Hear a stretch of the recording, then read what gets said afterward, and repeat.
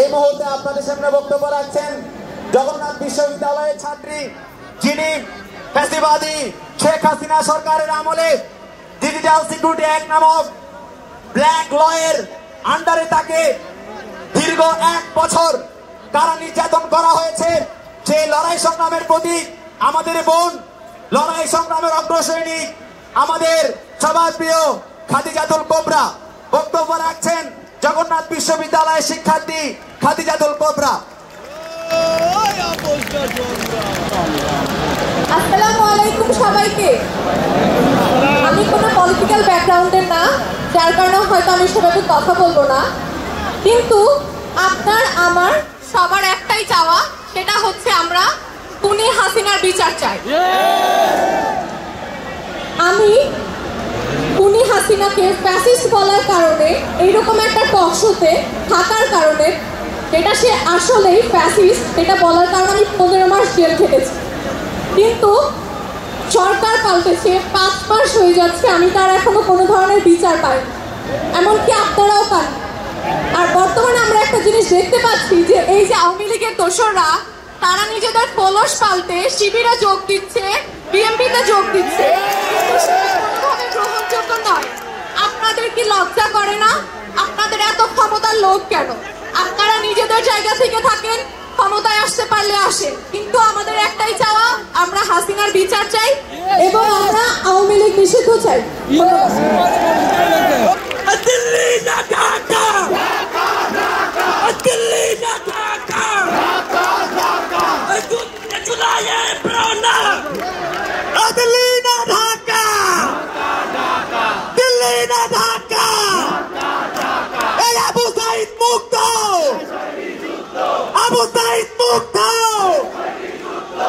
এই মুহূর্তে দরকার বিচার। আর এই মুহূর্তে কি দরকার?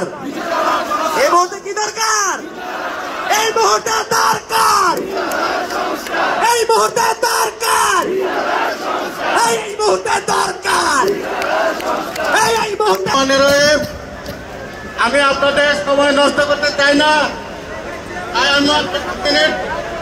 আমার একটা প্রশ্ন আর একটা দাবি, আমার বক্তব্য শেষ করবো।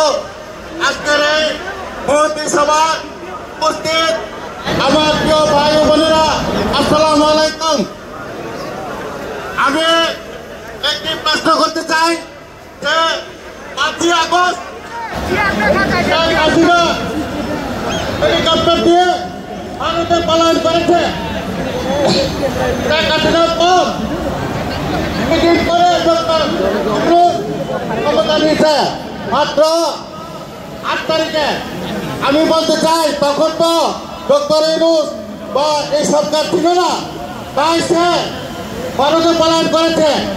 8 তারিখের পরে 2 মাস 3 মাস পর, 2 মাস 3 মাস পর দেখা যায় উভয় দল আওয়ামী লীগের